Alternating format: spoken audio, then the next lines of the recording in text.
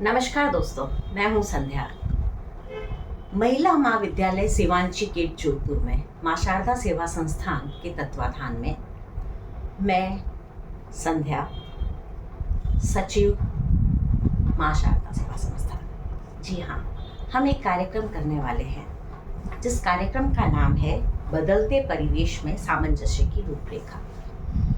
आज सामंजस्य जो है वो पिता पुत्र, अध्यापक और स्टूडेंट, दादा और पोता, पति और पत्नी, सास और बहू, न जाने कितने रिश्ते हमें निभाने होते हैं जब हम धरती पर आ जाते हैं। जन्म लेते ही आंख जब खोलते हैं तो उस माँ को रिकॉग्नाइज करने के लिए एक बच्चा है, वो भी देखता रहता है और जैसे जैसे बढ़ता है उसके रूप बदलते हैं, उसके काम बदलते हैं और उसका परिवेश बदलता है और धीरे धीरे वो एक समय में व्यस्त हो जाता है।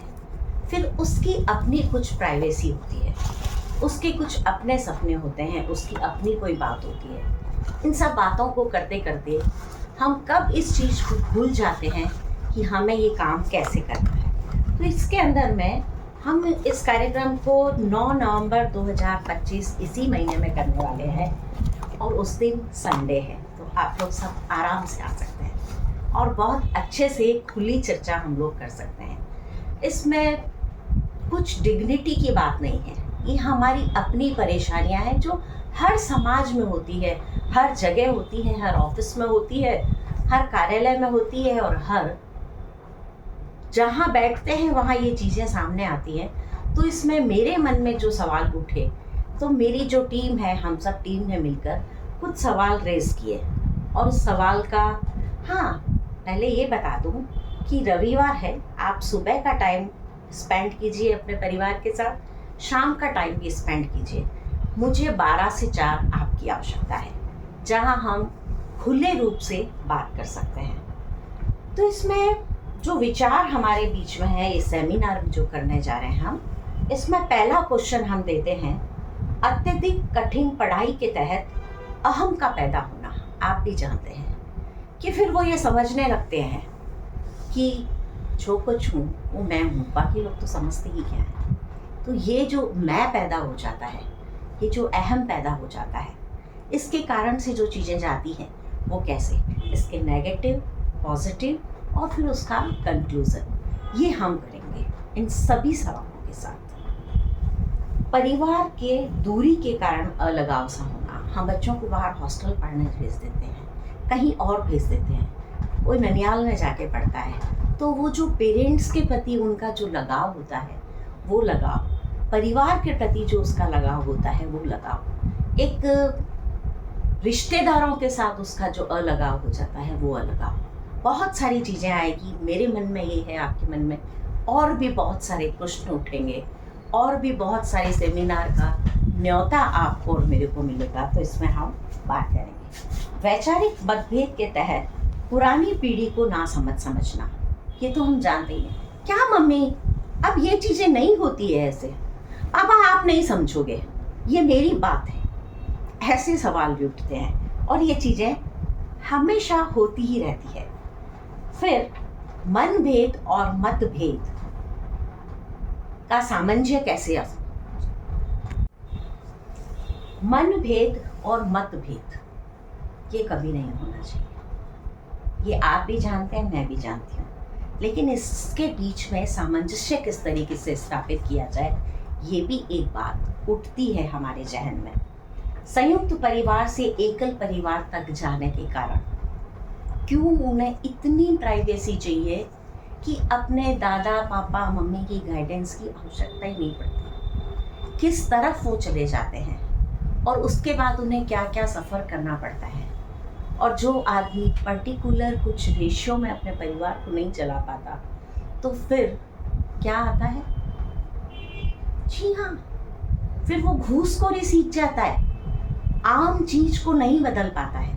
बहुत सी चीज़ें दिमाग में आती है लेकिन एक ये बहुत बड़ा कारण है इसका, जो आज हम अंडर टेबल करते हैं और वो मजबूरी हो जाती है हमारी। फिर उसके बाद क्या करते हैं हम, पहली पीढ़ी से लेके 5वीं पीढ़ी तक आते आते संस्कार सभी धूमिल होने लगते हैं। जो दादा परदादा ने सिखाए थे वो आज का बच्चा, हमारा समय था हम पिता के ससुर के सामने से निकल नहीं सकते थे, और आज वो कंधे पे हाथ रख के, क्या यार दादा आप क्या समझते हो, इस तरीके की चीज़ें आनी शुरू हो जाती है। और संस्कार और संस्कृति के तो अब मेले लगने शुरू हो गए हैं।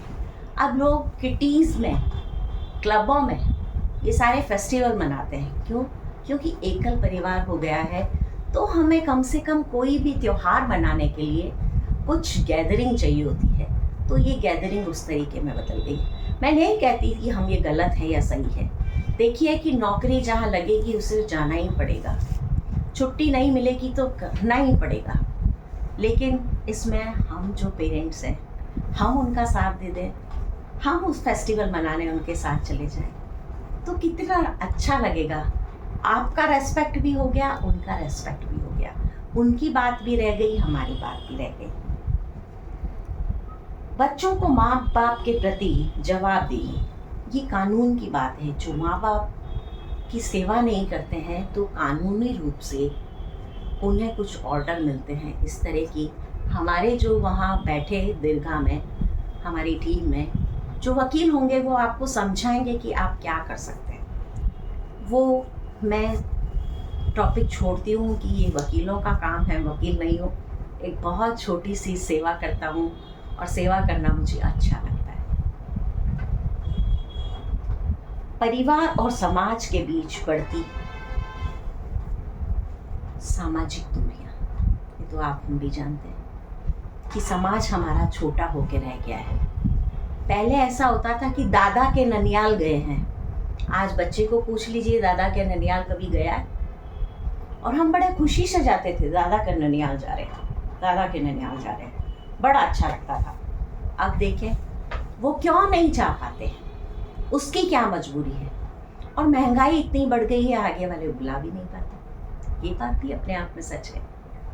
फिर जो उच्चासीन परिवार में दोहरा जीवन जीते हैं, उच्चासीन तो आहा कैसा महरा, आज तो मैं कर्नल बन गया, कर्नल के बाद मैं कर्नल से नीचे आता ही नहीं, जमीनी उस पर देखता ही नहीं, क्योंकि ऑफिस में इतने साल जो 40 साल निकाल दिए, उस ऑफिस वाला जो वो एटीट्यूड है ना, वो मूंछ जो है वो बढ़ती जाती है, नीचे आती नहीं, समझने को हम तैयार ही नहीं होते, और उसमें दोहरी जिंदगी जीनी पड़ती है परिवार के हर सदस्य।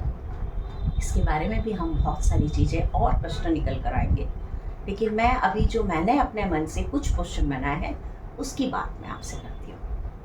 आज हम अपने आप को कहाँ पाते हैं? जी हाँ, ये बहुत बड़ा सवाल है कि हम समाज के क्षेत्र में, हम परिवार के क्षेत्र में, अपने बच्चों की आंखों में, अपने पेरेंट्स की आंखों में, हम आज अपने आप को कहाँ पाते हैं? ये बहुत ही सोचने वाला विषय है, और बहुत सारी बातें होंगी और करेंगे। तब तक संध्या को दीजिए इजाज़त, और 9 तारीख को इसी महीने की आपको महिला महाविद्यालय सीमांची के जरूर से आना है 1 से 4। ठीक है, थैंक यू।